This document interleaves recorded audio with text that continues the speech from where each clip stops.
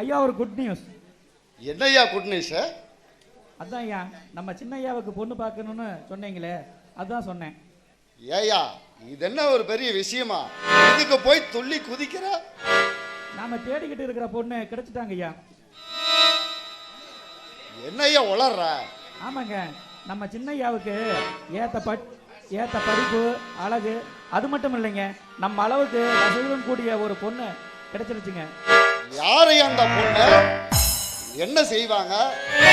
நமக்கு தகுந்த லெவலான இடமா? அந்த பொண்ணு எந்த ஊரு? அந்த பொண்ணுக்கு என்ன செய்வாங்க?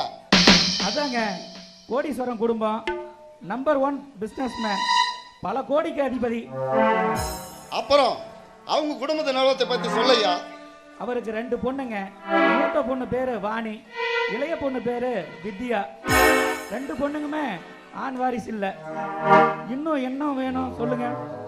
எதுக்கும் நம்ம நம்ம ரகுவனை கேட்டுக்க, ஒரு வார்த்தை பையனை கேட்டுக்கப்பா. நீங்க வேற, அவர் என்னைக்கு உங்க பேச்ச தட்ட போறார்? நீங்க சரின்னு சொன்னா போதும், நாம பாக்குற பொண்ணை பிடிக்காமலா போயிடும்.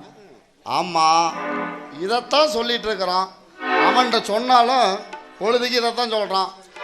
என் பையன் அமெரிக்காவில் படிச்சிருந்தாலும் தமிழ்நாட்டு பொண்ணு, தமிழ்நாட்டை மதிக்கிறவன்.